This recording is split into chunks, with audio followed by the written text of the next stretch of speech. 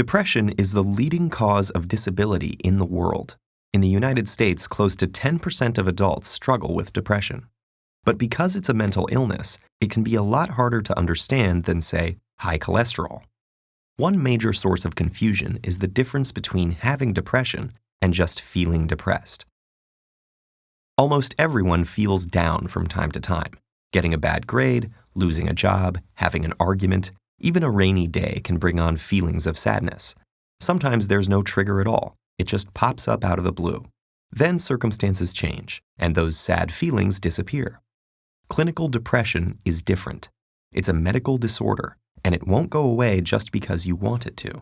It lingers for at least 2 consecutive weeks and significantly interferes with one's ability to work, play, or love.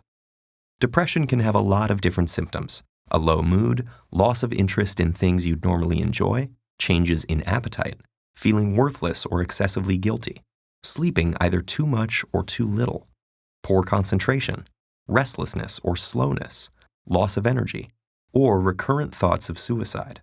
If you have at least 5 of those symptoms, according to psychiatric guidelines, you qualify for a diagnosis of depression. And it's not just behavioral symptoms. Depression has physical manifestations inside the brain. First of all, there are changes that could be seen with the naked eye and X-ray vision. These include smaller frontal lobes and hippocampal volumes. On a more micro scale, depression is associated with a few things: the abnormal transmission or depletion of certain neurotransmitters, especially serotonin, norepinephrine, and dopamine, blunted circadian rhythms, or specific changes in the REM and slow wave parts of your sleep cycle, and hormone abnormalities, such as high cortisol and deregulation of thyroid hormones. But neuroscientists still don't have a complete picture of what causes depression. It seems to have to do with a complex interaction between genes and environment, but we don't have a diagnostic tool that can accurately predict where or when it will show up. And because depression's symptoms are intangible, it's hard to know who might look fine but is actually struggling. According to the National Institute of Mental Health, it takes the average person suffering with a mental illness over 10 years to ask for help. But there are very effective treatments. Medications and therapy complement each other to boost brain chemicals. In extreme cases, electroconvulsive therapy, which is like a controlled seizure in the patient's brain, is also very helpful. Other promising treatments, like transcranial magnetic stimulation, are being investigated too.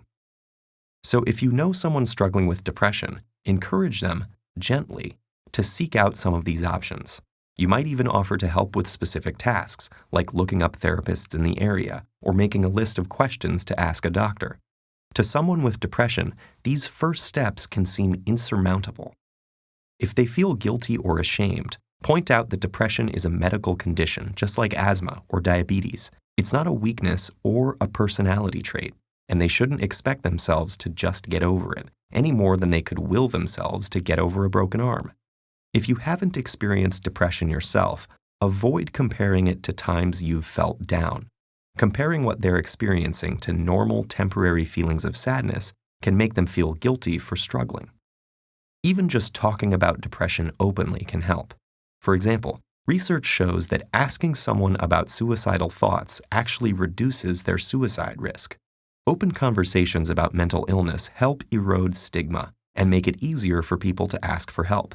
And the more patients seek treatment, the more scientists will learn about depression, and the better the treatments will get.